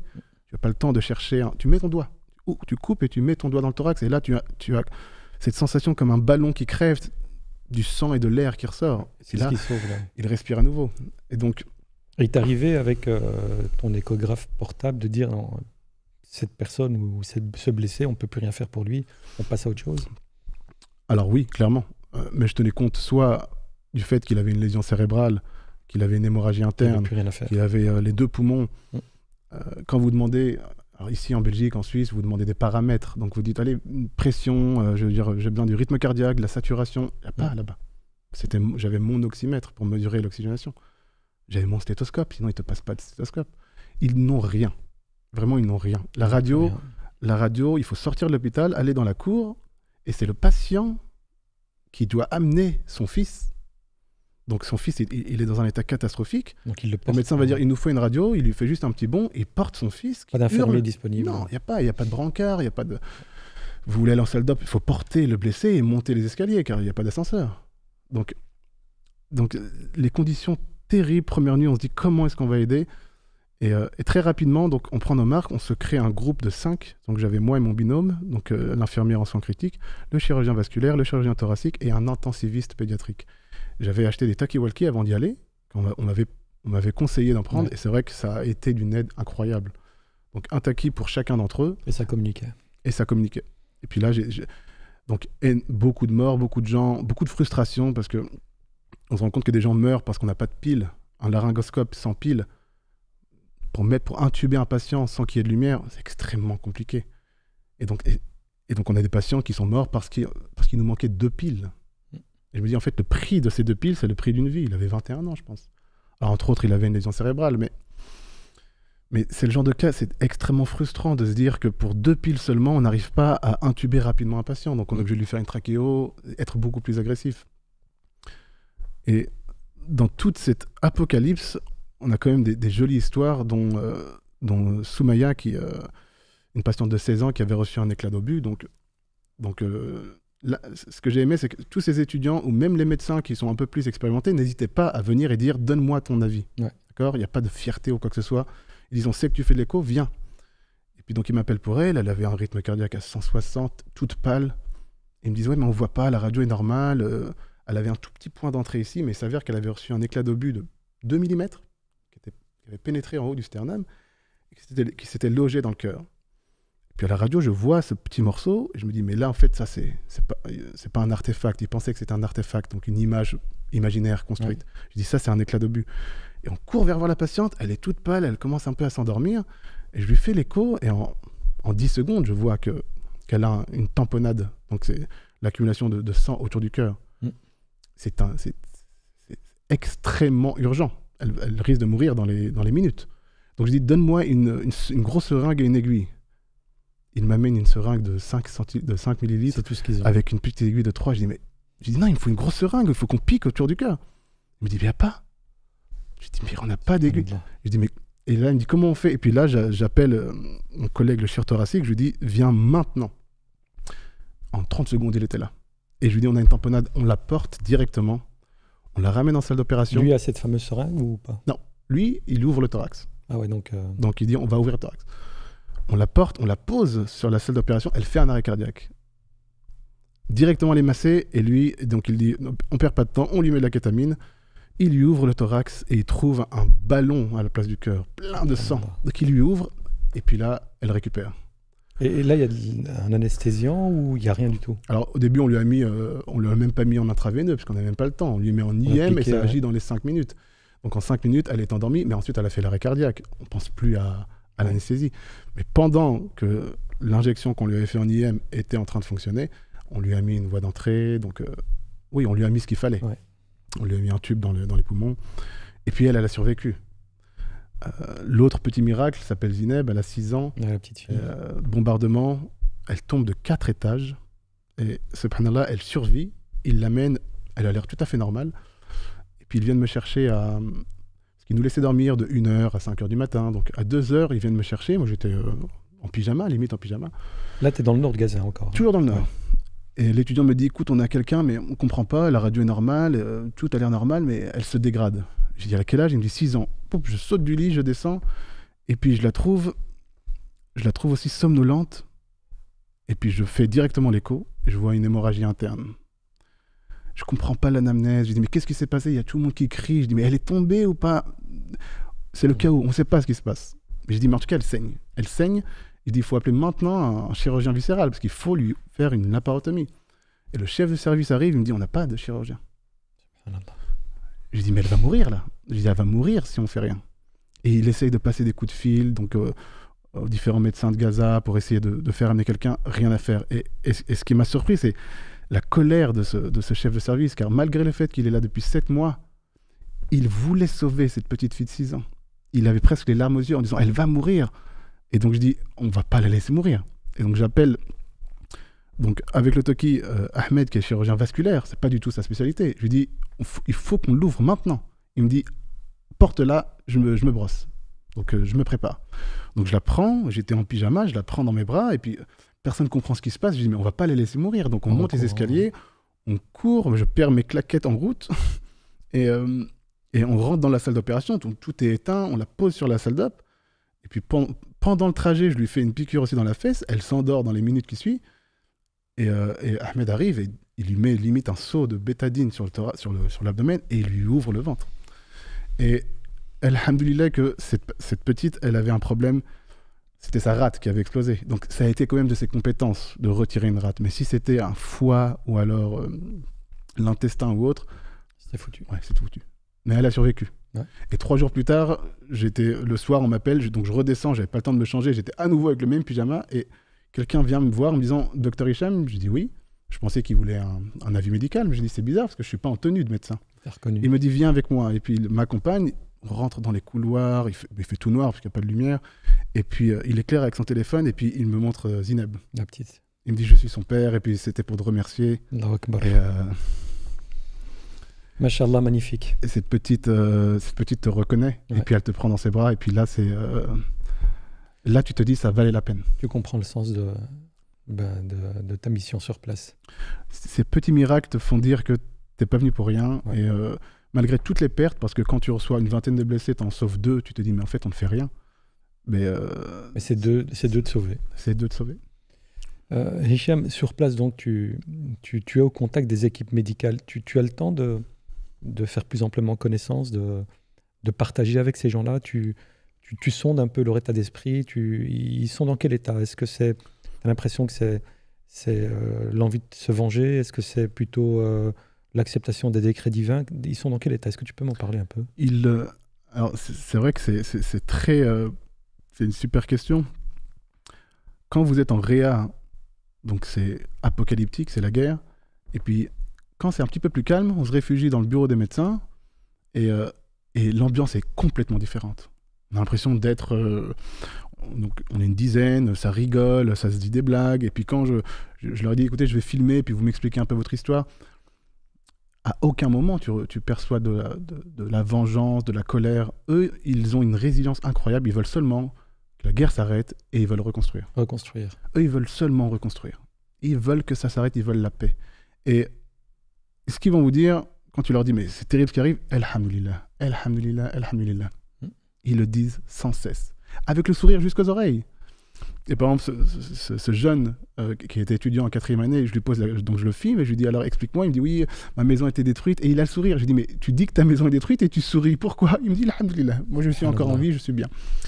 Et donc... Ça t'a fait quelque chose, toi dans ta foi, spirituellement, de te retrouver dans ce milieu-là. Et puis, surtout, de voir ces gens répéter à tout bout de champ, Alhamdulillah, mais un vrai Alhamdulillah, pas un Alhamdulillah comme le nôtre, on va dire un Alhamdulillah de circonstances. C'est vraiment un Alhamdulillah, ils le pensent avec le fond de leur cœur. C'est une grosse claque que tu reçois, parce que j'avais envoyé ce soir même un message à mon frère en lui disant on n'arrête pas de les plaindre. On n'arrête pas de les plaindre, de dire « Oh, les pauvres Palestiniens ». C'est nous. Mais je dis « Mais en fait, c'est nous qui sommes à plaindre, parce que c'est nous qui sommes égarés. » Subhanallah. Et c'est vrai que cette soirée que j'ai passée avec eux, on a passé toute la nuit entre de la réanimation et puis on se remettait dans cette pièce et on discutait. Et ils sont incroyables. Ils ont une piété pure, propre. Et ils ont confiance en Dieu. Tu me disais qu'ils jeûnaient le lundi et le jeudi, malgré qu'ils étaient en état de guerre et qu'il n'y avait rien à manger. Mais oui, parce que le mercredi soir, il me dit ouais, demain je jeûne parce qu'on voulait prévoir de faire un petit repas. C'est dans le nord de Gaza. Dans le nord. Dans le nord, il n'y a rien. Il n'y a rien. Subhanallah. Et ils te jeûnent des jours surérogatoires. Je lui dis, mais même le ramadan pour toi, je ne sais même pas si tu étais, si tu pouvais être exempté. Et donc, il me dit, ouais, mais c'est Shawwal, c'est les jours blancs. Tu es sensible à ça encore. Tu sens vraiment que la foi est un levier de résistance sur place. Ah, clairement. C'est leur force. Ça, c'est leur force. Et ils font confiance à Allah et ils obtiennent de par cette confiance une résilience et ils acceptent ce qui leur arrive. Et ils font des doigts, ils nous disent qu'est-ce qu'on peut faire pour vous. Parce que eux, le simple fait que tu ailles jusqu'au nord, c'est une goutte d'eau finalement notre aide. Mais psychologiquement, ça leur a fait un bien fou. Parce qu'ils se sont dit en fait, on n'est pas seuls. Et moi, je leur dis, on est tous avec vous. Le Maroc est avec vous, l'Algérie est avec vous, le monde entier est avec vous. Parce qu'ils n'arrivent pas, ils vont pas Internet, ils sont pas au courant de ce qui se passe. Je lui dis, on est tous avec vous. Et quand ils me posent la question, mais pourquoi tu es venu jusqu'ici? Tu as des enfants, tu vis en Suisse, pourquoi? Je dis, mais parce qu'on est frères. Et juste cette réponse, tu leur dis parce qu'on est frères, ça leur met les larmes aux yeux. Tu sais, quand je t'entends parler, Hicham, j'ai l'impression que en fait, tu as une double casquette. Ton voyage là-bas sur place, tu as été médecin, urgentiste sur place, mais j'ai l'impression aussi que tu es journaliste. Il n'y a pas de journalistes sur place. Du moins, il n'y a pas de journalistes étrangers. Les journalistes locaux sont la plupart tués. Donc, tu reviens avec ton histoire, tu reviens avec ce que tu as vu. Et en fait, tu es en train de nous transmettre une réalité qui, sans toi ou sans les médecins qui sont sur place, on n'aurait peut-être pas pu l'apercevoir. Je pense que c'est la deuxième partie du travail d'un humanitaire. L'humanitaire va sur place, il soigne, il forme, il aide. Ouais. Et quand il revient, il témoigne. C'est clair que s'il y avait tout plein de journalistes là-bas, on t'aurait pas demandé rentré chez moi. Non. Mais là, j'ai ce devoir d'expliquer, de témoigner. Sur place, tu filmais, tu archivais tout ce que tu voyais? Très peu. Dans le sens où j'avais cette intention. Mais quand tu es sur place et que tu as un arrivage massif, avec tout plein, tu ne penses pas à ça. Ouais. Et tu trouves même que c'est déplacé. C'est déplacé. Car tu dis, mais en fait, je pourrais être là en train de lui faire une écho, lui sauver, et puis moi, je vais le filmer. Non. Alors, quand c'était plus calme, ou lorsque, par exemple, il y avait une réa et qu'il y avait déjà des médecins autour qui géraient bien la situation, je filmais. Ouais. Mais sinon, tu n'y penses pas. Et autre chose que je voulais insister, c'était les locaux, que ce soit les médecins ou les étudiants, eux veulent réanimer tout le monde. Tout le monde. Ils ne veulent pas abandonner, même si le cas est critique et son pronostic est pas seulement engagé, mais on sait qu'il va mourir. Ils veulent le réanimer. Donc nous, il y avait aussi un travail en disant, écoute, celui-là, il n'a aucune chance. Même s'il survit maintenant, il va mourir dans les prochains jours. L'exemple, c'était un jeune de 20-21 ans qui avait reçu des éclats d'obus, mais il avait eu la moitié de son visage qui avait disparu. Donc toute sa partie inférieure avait disparu, et son épaule aussi. Donc il était en miettes avec aussi un point d'entrée dans l'abdomen. Je dis, mais là, il y a trop à faire, on va perdre trop de temps. Donc on l'a quand même réanimé, mais au fond de moi, je voulais qu'il meure. C'est mieux pour lui qu'il meure. C'est la solution pour lui, ouais. Il a survécu. Mais dans cet état-là, dans cet état-là, il a survécu. Mais il va s'infecter. Donc, c'est très dur de se dire, de souhaiter, en tant que médecin, tu souhaites la mort de quelqu'un. Ouais. Tu te dis, mais là, est-ce que je ne suis pas en train de virer dans... C'est ce qu'on appelle encore une fois la médecine de guerre. Hein. La médecine de guerre, donc tu fais le tri, tu te dis, lui, ça va pas, lui, non, abandonne elle a plus de 60 ans. Regarde ici, tu as un enfant qui est en train de mourir, on se concentre là-dessus. Ou bien j'ai aussi cette image d'un collègue qui était en train de faire un massage à une patiente de 65, 70 ans. Je lui dis, mais tu fais quoi? Il me dit, mais on peut la sauver. Et puis, je retire donc je soulève un peu sa robe pour lui dire, mais regarde. Et quand je lui ai montré l'abdomen, il n'y avait plus rien à faire. Toutes les viscères, elle était éventrée. Je lui dis, mais non. Là, il y a un enfant. Il a peut-être juste un pneumo. Lui, on va s'occuper de lui. Et puis, directement, il a arrêté. On est parti. Et on l'a dit, prenez-la. Et puis, voilà. Quoi, ils perdent cette capacité de raisonnement ou plus capacité de faire le tri? C'est quoi? Je pense qu'ils ont perdu tellement de personnes que la moindre vie, ils essayent de la sauver. Ouais. Et ils essayent sincèrement de la sauver. Et c'est ça qui m'a étonné, c'est de savoir, de voir à quel point ils sont encore sensibles à la mort. Que certains pourraient penser que ça leur fait plus rien. Non. J'ai beaucoup d'exemples. Et un des exemples, par exemple, c'est qu'ils sont venus me chercher à 7h du matin pour me dire, on a eu un patient qui arrivait à 2h, il avait un pneumothorax à droite, on lui a mis un tube, il avait donc son artère, le bras déchiqueté, ils l'ont opéré. Ils ont fait ça tous à la nuit sans nous appeler. Et ils m'appellent à 7h parce qu'ils me disent, on comprend pas, il respire pas bien. Et lorsque je viens, je vois déjà ses pupilles, il est en mydriase, quasi en mort cérébrale. Je dis, mais... Et j'écoute, donc côté droit, c'était parfait, mais côté gauche, à la radio, mais c'est des étudiants, à la radio, on voyait le pneumo à droite, mais il y en avait un aussi à gauche, léger. Et en 5 heures, il a grandi, et puis en fait, ça l'a tué. Ouais. Et je dis, mais là, son poumon gauche, et puis je leur ai montré, j'ai ouvert, j'ai mis mon doigt, et je dis, mais... Et puis il fait un arrêt cardiaque. Il commence à le masser, je dis, mais arrêtez, ça sert à rien. Et là, ils étaient dégoûtés. Ouais. Dégoûtés. Ils ont dit, ça fait 5 heures qu'on est dessus, on espérait, c'est un jeune patient. Donc, toi, ton rôle, c'est vraiment de leur faire prendre conscience que, ben voilà, il y a des moments où ce qui est énergivore et ce qui ne permettra pas de sauver, il faut accepter de passer à autre chose. Il faut accepter. Ouais. Et c'est quand j'ai vu justement qu'ils étaient capables de comprendre cela et qu'ils étaient intéressés et qu'ils écoutaient que tu transmettais. Je me suis dit, on va les former. Ouais. Et donc, j'ai pris 16 médecins et étudiants. Et puis là, on a fait des heures et des heures de formation à l'écho. J'ai répété les formations toute la journée. Et ce que j'ai trouvé beau, c'est que le chef de service, l'anesthésiste, tout le monde venait pour assister à cette formation. Ouais. En toute humilité. Il disait, montre-moi comment tu fais ça. Quand j'en pouvais plus des urgences, j'allais en salle d'opération pour faire des blocs nerveux sous échographie. Parce qu'ils préféraient faire des anesthésies générales parce qu'ils ne savaient pas faire de blocs nerveux. Je dis, mais là, tu vas lui opérer du bras, viens, on lui met l'écho, on lui met petite dose d'anesthésiant, son bras va être endormi. C'est beaucoup plus safe. Donc le bloc nerveux, c'est une anesthésie locale. Ouais, pourquoi? C'est pour économiser de l'anesthésie. Ah oui, ça coûte beaucoup moins cher. Ouais. Et puis surtout, quelqu'un qui a des problèmes cardiaques ou pulmonaires, c'est dangereux de l'endormir. Ouais. Donc là, vous lui faites juste une piqûre, en 10-15 minutes, le bras est endormi pendant 6 à 7 heures. Donc tu fais ce que tu veux. Donc ça, j'en ai fait énormément, et puis je les ai formés, et l'anesthésiste et son équipe étaient super motivés, et c'est une partie de ma mission que j'ignorais que j'allais partir pour ça. Subhanallah. Et on a même reçu une médaille d'honneur de l'hôpital pour le travail qu'on a fait. Donc, c'est pour ça que j'ai la motivation et j'espère pouvoir un jour y retourner pour pouvoir leur ramener toutes ces échos, car je sais maintenant ce dont ils ont besoin. Donc, 7 jours dans cet hôpital Kamel Redouane, et dans ces 7 jours, on s'est pris quand même quelques heures. Pour aller visiter l'hôpital Shifa. L'hôpital Shifa. Alors, tu peux nous parler de l'hôpital? C'est quoi? Là, maintenant, on parle de quelle structure? Très gros hôpital. L'hôpital Shifa? Ouais. L'hôpital Shifa, c'était la plus grande structure hospitalière de tout le territoire israélo-palestinien. Ah, c'est un centre universitaire? Universitaire, énorme. Ce serait l'équivalent ici de Erasme et Brugman fusionnés. En France? La Salpêtrière. Ouais. Donc, c'est dans le territoire de Gaza City. À Gaza City même. Il peut recevoir combien d'hôpitaux quand il fonctionnait à combien de patients? Ils avaient jusque 1000 patients aux urgences par 24 heures. Okay. C'est gigantesque. Ici, à Bruxelles, dans un gros hôpital. Saint-Pierre, on était à 250, 300 max. Qui est un gros hôpital. Oui, Saint-Pierre, c'était connu comme le plus grand européen. Ah ouais. En termes d'admission, Saint-Pierre était, à mon époque, le numéro 1 au niveau européen. 250, et là, on est quasi à 1000. Quasi à 1000. Donc, c'est gigantesque. C'était gigantesque. Et alors, moi, j'ai pas compris. On nous a dit, venez ce matin, on part. Donc, je pense qu'il y avait aussi une volonté de nous montrer les dégâts. Et qu'on puisse justement en témoigner. C'est pour ça que c'est important pour moi d'en parler. Car quand on arrive à Shifa, j'avais vu quelques images, mais quand vous arrivez sur place, c'est très difficile. C'est le chaos.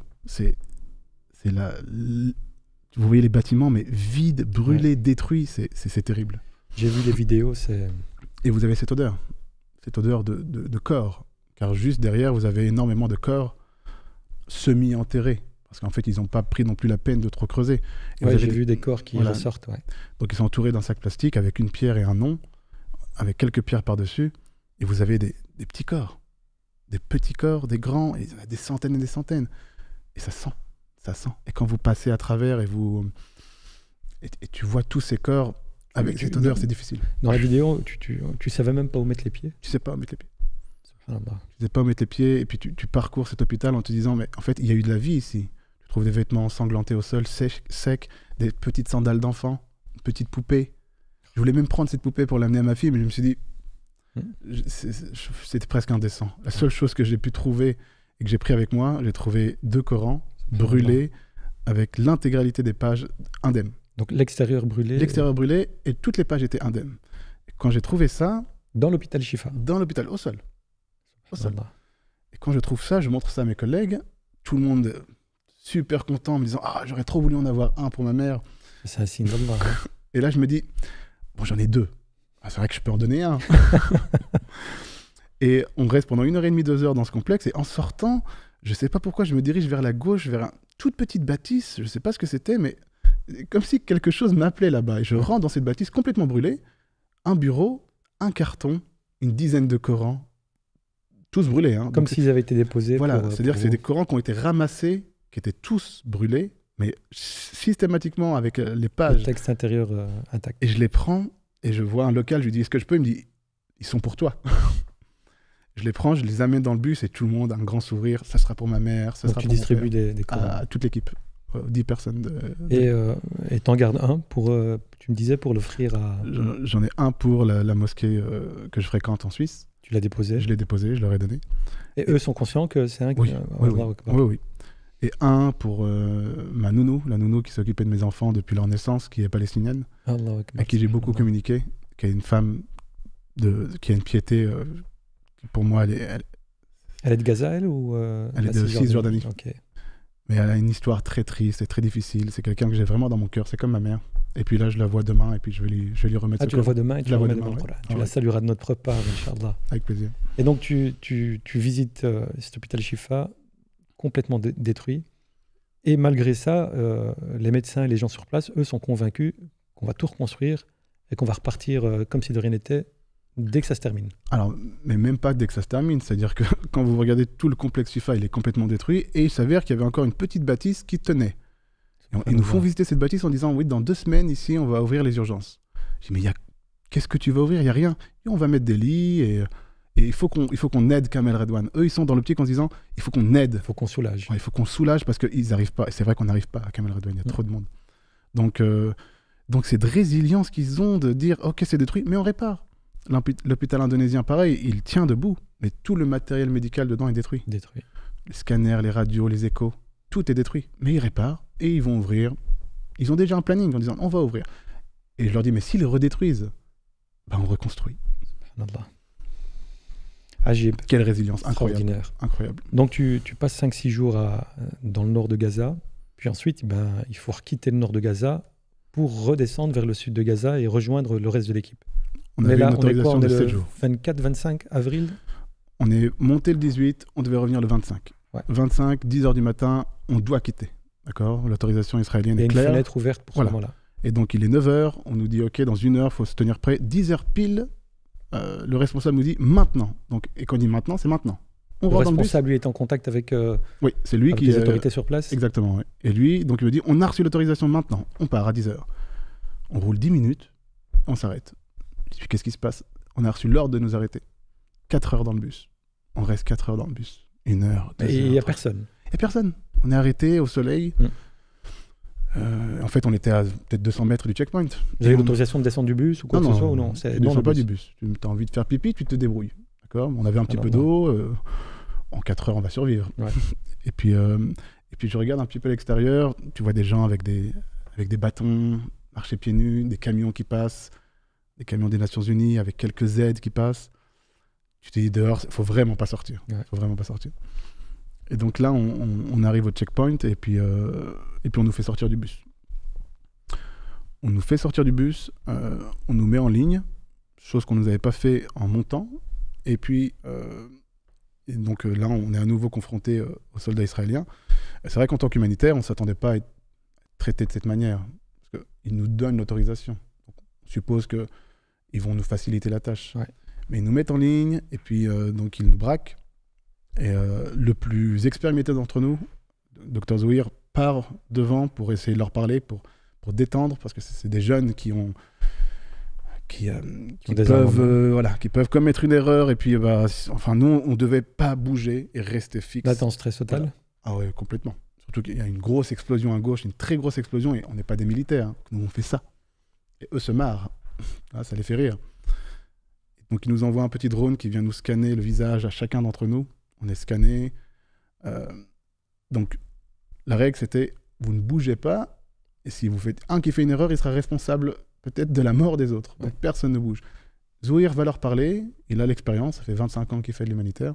Lui, c'est lui qui vous prépare à ça, c'est lui qui vous explique. Voilà. C'était lui le responsable de cette mission au nord. Okay. Et donc on le suit, on l'écoute, c'est un Marocain de Casablanca qui vit en France. Et puis donc il va leur parler, et donc là on a eu de la chance parce qu'il y a un vieux soldat qui est arrivé. Parce que les jeunes, c'est difficile de parler avec eux. Et le vieux, Zouhir a pu parler avec lui, et puis il a détendu l'atmosphère, et puis ils nous ont laissé partir. Ok. Et là, vous passez le checkpoint et vous... On passe le checkpoint et on rentre à l'hôpital européen. Vous retrouvez l'équipe. Content de vous retrouver. Content de nous retrouver. En même temps, on est assez traumatisé de ce qu'on a vu, etc., de ce qu'on a vécu. En même temps, l'hôpital européen, c'est le luxe. On se rend compte qu'en fait, on est bien ici. Ils ont un scanner quand même, ils ont des compresses. Au nord, on devait suturer le même patient avec la même aiguille. Qui fait ça?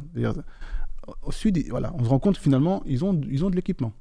Et donc, on reste encore 2 jours dans cet hôpital européen, et c'était la fin de la mission. Arrive le 28, il faut quitter. Alors, le 28, il faut quitter, mais la veille, le 27, je voulais quand même me prendre une journée sans être à l'hôpital et aller visiter un peu Khan Younes, etc. C'était normalement interdit, mais on a quand même pu y aller avec... Accompagné, bien sûr, avec le bus officiel. Ah, ok. Et puis, je rentre dans Khan Younes, je vais à l'hôpital Nasser, et à Khan Younes, je vois... C'est Gaza City, c'est pareil. Rien, il n'y a plus rien. Et quand il s'arrête au milieu de la place centrale, donc la place centrale de Khan Younes, ils me disent, ici, il y avait la plus grande mosquée de Gaza. Ah, on l'a vu. Donc, il n'y a plus rien. Avec des routes toujours aussi impraticables. Très dur. L'hôpital Nasser, super grosse structure, finalement, qui n'est plus fonctionnelle. Car de mes yeux, je vois les échographies cassées. Donc, en fait, il suffit de casser l'écran et la machine ne marche plus. Le scanner cassé, la radio cassée. Ça a été fait exprès? Bien sûr. Okay. Oui. Vous voyez, ils ont du matériel. Il y avait une dizaine d'échographies. Tous les écrans sont cassés. La radio, le scanner. Donc, et quand on regarde l'hôpital Nasser, c'est une structure gigantesque. Rien à voir avec l'hôpital européen. Donc on se dit, mais quel dommage que cet hôpital ne puisse pas être fonctionnel. Et puis on se rend juste derrière l'hôpital et on va dans ce fameux charnier qui a été découvert il y a quelques semaines. Puis là, une odeur... On parle de 300-400 corps. Alors moi, j'ai vu aucun corps, mais j'ai senti. Là, vous avez vous êtes agressé, vous êtes obligé de mettre un masque avec du parfum tellement c'est insoutenable. L'odeur, elle est écœurante. Donc on reste juste quelques minutes sur place, et puis finalement on repart. On repart à l'hôpital européen, car le départ était prévu à 19h de l'hôpital européen. Donc on s'y arrange pour être à 17h pour dire au revoir à l'équipe. Et on arrive à peine à l'hôpital européen, on entend beaucoup de coups de klaxon, on se dit mais qu'est-ce qui se passe? On se met sur le côté, mais on n'est pas habitué à ça à Rafah. Rafah, il n'y a pas ça généralement, des arrivages aussi massifs. Et on voit une dizaine de voitures arriver. Et tout le monde sort, donc ils ouvrent les coffres et puis ils prennent les corps. Et puis j'étais très frustré parce que je n'avais pas mon équipement sur moi. Et heureusement qu'il y avait encore une échographie sur place. Donc tu vas sur place, et puis là c'était je pense, l'arrivage massif le plus dur qu'on a eu à gérer. Ouais. Tout le monde était sur place, tous les chirurgiens, les anesthésistes. Et puis là, donc, tous les morts, on les sort. C'est le chaos total. Tu sais pas qui est médecin, tu sais pas qui est patient. Donc, c'est beaucoup d'enfants. Et donc, sur les 20, on en a sauvé peut-être 3. Et eux, donc, ils ont été victimes d'un bombardement. Et toi, à 19h, tu l'as quitté. Donc tu remets la main à la tâche. Donc, de 17h à 19h, on est sur place. Ça, c'était vraiment dur. Toute l'équipe était... Parce que psychologiquement, on y allait à 17h pour dire au revoir à l'équipe. Ils avaient préparé une sorte de petite fête. Ouais. Et en fait, ça s'est terminé dans un bain de sang. Et à 19h, on dit, il faut qu'on parte. On part maintenant. Et l'équipe voulait rester. Mais tu peux pas. Tu peux pas rester. Et donc, on est parti sans dire au revoir à personne, en les laissant en train de faire de l'aréa. C'est quoi l'impression de les avoir abandonnés? Oui, mais complètement. Ouais. On était tous dégoûtés de partir et de les laisser comme ça. Donc ça, c'était vraiment... C'est la pire séparation qu'on aurait pu avoir. Ouais. Et tu as encore des contacts avec quelques-uns de ces médecins-là? Ouais. Oui, beaucoup. On échange beaucoup. La situation, ça s'aggrave? Mais maintenant, c'est l'inverse. C'est-à-dire que c'est plus calme au nord. Et puis c'est Rafa qui est... Ouais. Tu as des contacts avec les médecins dans le sud? Oui, tout à fait. Et Rafa, ce médecin en question, me dit que... Il m'a envoyé un message qui m'a détruit hier en me disant, si tu n'as pas de mes nouvelles dans les 24-48 heures, c'est que je suis mort. Alors souviens-toi de moi. Ce qui est frustrant, c'est que tu sais pas quoi faire pour aider, tu peux rien faire. Et notre dernière équipe, donc dès qu'on a fini notre mission, c'était la mission numéro 8, la 9e mission a pu entrer et ils ont dû donc couper leur au bout de quelques jours seulement, ils ont été début mai. Hein. C'était début mai. Ouais. Donc on les a même croisés, c'était des Koweïtiens avec la même association. Palmed et Rahma, association américaine, très grosse association, très active. Et donc ils n'ont pas pu finaliser leur mission. Ils ont été directement évacués. Donc, beaucoup de frustration pour eux. Donc, il n'y a plus de mission maintenant. Donc, toi, tu quittes Gaza avec le sentiment d'avoir abandonné les équipes sur place. Direction Le Caire. Le passage fait rapidement aussi ou Non, justement. On arrive à 10h du matin. On attend 8h au poste frontière, le 28. On avait l'autorisation le 28, c'était très clair. Et au bout de 8 heures, ils nous disent on n'a pas reçu l'autorisation israélienne. Qui dit ça? Les Égyptiens? Les Égyptiens. Okay. Donc on ne comprend pas, c'est vrai que beaucoup de stress. On se dit on a passé 8 heures ici alors qu'on aurait pu être 8 heures aux urgences à l'hôpital. Ça, ouais. Et donc ils nous renvoient à Gaza. À 18 heures, ils nous forcent à sortir. Ils ont dit vous n'avez pas le choix, vous sortez. Ils nous rendent les passeports, vous sortez. Vous retournez où? À l'hôpital européen? Non, on va dans le quartier général de l'association. Puis là, tout le monde passe des coups de fil. Là, c'était un peu stressant de se dire ça fait 2 semaines qu'on est là. On était psychologiquement prêts à partir. Ouais, il faut quitter. La veille, c'était le chaos. Donc, il faut qu'on sorte. Et donc, le lendemain, on retente. Et puis, cette fois, en quelques heures seulement, on a pu sortir de Gaza. Donc, vous quittez Gaza, vous retournez en Égypte. Le Caire. Direction Lausanne aussi? Direction Paris. Et le Caire, on arrive au Caire. On voulait un peu se détendre, mais en fait, tout le monde était déprimé. Le Caire, c'est une grande ville, tout le monde fait la fête, tout le monde festoie, fume la chicha, ça danse sur les bateaux. Et là, on se dit, mais c'était quand même dur parce qu'on voit autant de fêtes, d'abondance. Ouais. C'est quoi, les gens ont normalisé ce qui se passe à Gaza? Ah oui, mais tu as l'impression d'être... tu n'as pas l'impression qu'à quelques kilomètres, les gens meurent de faim. Ouais. Donc, très difficile. On avait tous hâte de partir du Caire. Ouais. Personne n'a apprécié finalement cette soirée. Le sourire était forcé, tout le monde faisait semblant qu'on se sentait bien, mais on se sentait tous mal. Et le lendemain matin, je décolle pour Paris. Tu arrives à Paris, puis tu retournes chez toi. Comment est-ce qu'on passe d'une zone de guerre à une vie civile normale? Comment tu fais le passage? La transition se fait facilement ou en réalité, quoi, tu fais des rêves, tu fais des cauchemars, tes pensées et ton esprit est toujours à Gaza? Tous les proches sont tellement inquiets en disant j'espère que tu vas pas revenir changer, donc tu ne leur donnes pas l'occasion d'avoir raison, mais bien sûr que ça te change. Ouais. Ça te change. Moi j'ai repris le travail immédiatement, je suis arrivé à 15h en Suisse, à 17h j'ai commencé le travail. Ah bon. Le but c'était vraiment de ne pas laisser l'occasion de penser, cogiter. Donc en journée tu travailles, moi j'avais mes filles, donc super content de pouvoir les revoir. Mais la nuit, tu fermes les yeux, tu es là-bas. La nuit, c'est pas un cauchemar, hein. Tu fermes les yeux, tu es là-bas. Tu te réveilles le matin, tu te dis, j'ai bossé cette nuit avec eux. Tu les vois, tu es avec eux et tu fais de la réa avec eux. Et là, ça commence à s'estomper. Là. Tu voudrais que ça continue, ça? J'aimerais, oui. Ouais. J'aimerais, parce que c'est pas désagréable. Tu as l'impression de partager un peu leur peine. Ouais. Donc, mais ça s'estompe maintenant. Ça s'estompe. Les premières nuits, c'est comme ça. Tu relativises beaucoup moins. Tu relativises beaucoup plus, pardon. J'explique à tout le monde, je dis, si vous avez la chance de pouvoir ouvrir votre robinet, prendre un verre d'eau et le boire, vous êtes riche. Ouais. Parce que là-bas, l'eau est salée. Tu ouvres le robinet quand il y a un robinet, mais même à l'hôpital, tu ouvres, l'eau est salée.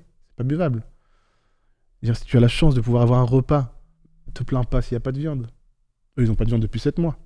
Subhanallah. Et là, avant-hier ou hier soir, il y a eu un petit tremblement de terre en Suisse. Ça arrive. Et puis moi, je dors toujours avec mes 3 filles, en fait, avec moi. Et puis il était 20... Tout le temps ou tout depuis le temps. ton retour? Tout le temps. Ah, okay, tout le temps. Donc c'est le bonheur absolu. Et puis ça vibre, la maison elle a vraiment vibré. Et puis ma fille me dit, papa, qu'est-ce qui se passe?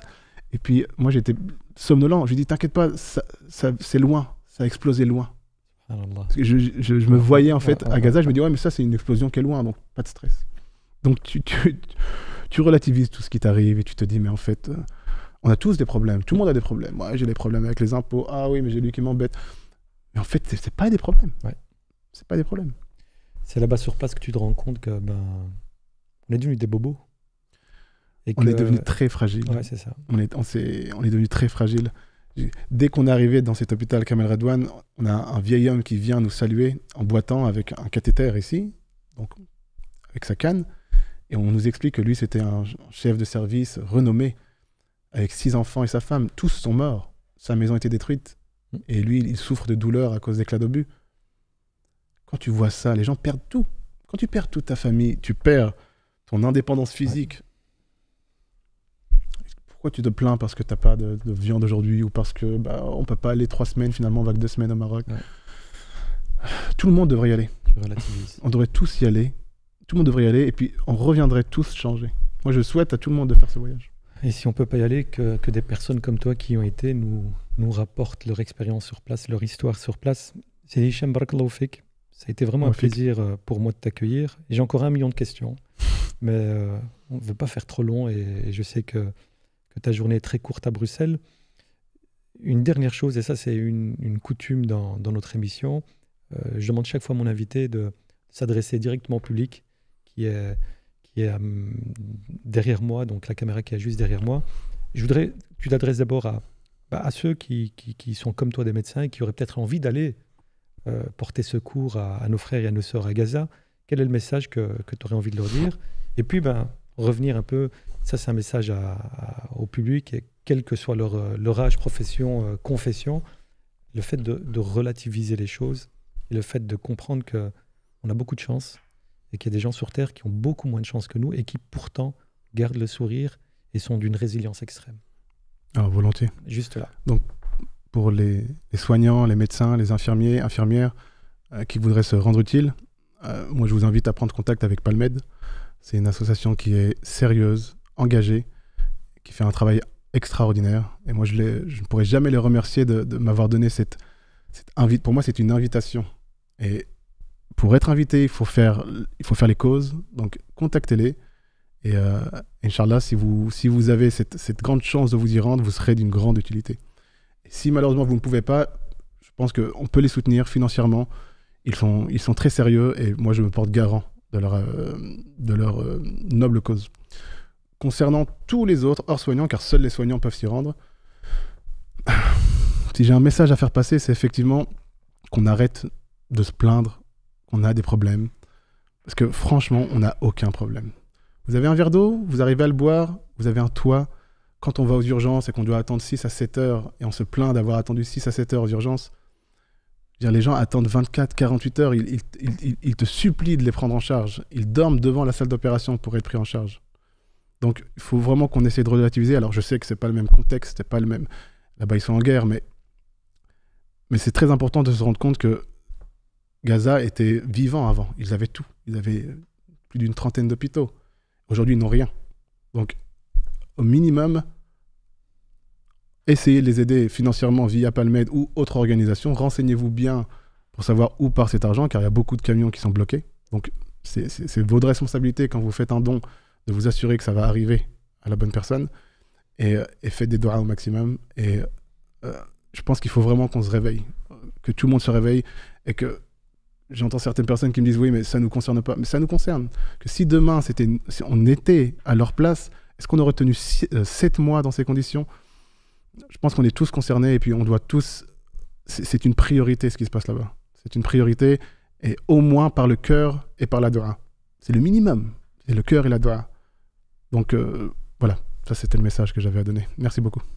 Barakallahu fik, Sidi Hicham. Donc je rappelle à notre public, à nos téléspectateurs, Palmed, donc c'est l'association européenne qui t'a permis d'aller à Gaza. Oui. On va mettre toutes les informations pour ceux qui voudraient soutenir, ceux qui ne sont pas dans le milieu médical, mais qui voudraient soutenir financièrement cette association-là.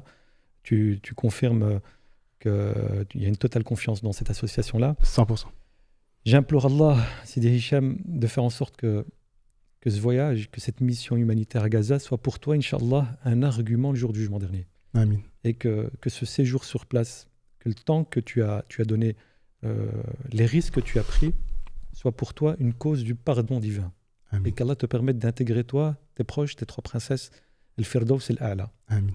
Et j'implore Allah de te faciliter encore le bien et, si possible, de te renvoyer à Gaza, Inch'Allah, pour aider nos frères et nos sœurs le plus tôt possible. Quant à vous, chers auditeurs, je voudrais juste... alors, c'est un moment assez émouvant de terminer avec Hicham, et je voudrais juste vous rappeler qu'on essaie de nous faire croire qu'on est impuissant face à ce qui se passe à Gaza, et en réalité, non, du tout. On n'est pas impuissant du tout. On a des leviers à notre disposition, et le premier levier, c'est celui sur lequel il faut vraiment faire focus et insister, c'est le dua, l'invocation. « Ud'ouni astajib lakum » nous dit Allah Azza wa Jalla, invoquez-moi, j'exaucerai vos demandes. Alors je vous invite à faire en sorte de penser à nos frères en Palestine, à Gaza et ailleurs, dans chacune de vos prosternations, et de réserver des moments dans votre nuit, des moments d'intimité où vous allez seul, avec Allah, l'implorer de soulager nos frères et nos sœurs, parce qu'il est le seul à avoir la clé du soulagement. Ça, c'est la première chose. Je voudrais que vous n'oubliez pas, on n'arrête pas de dénoncer ce qui se passe, on ne se tait pas, on ne normalise pas ce qui s'est passé, ce qui se passe à Gaza. Il faut en parler et il faut toujours en parler. Troisièmement, continuer les campagnes de boycott. Ça marche et ça nous permet, nous, de nous sentir utiles dans cette crise que vivent nos frères et nos sœurs à Gaza. Donc, continuer à boycotter tous ceux qui participent ou qui aident à ce massacre à Gaza. Participer aux manifestations si ça s'organise. Donc, allez avec vos enfants dans les manifestations et dire le plus pacifiquement possible qu'on est contre ce qui se passe à Gaza et qu'on veut que ça s'arrête le plus vite possible. Et enfin, et ça c'est un petit conseil, un petit plus, je vous rappelle de toujours garder la bonne opinion d'Allah. Husnul dhanni billah.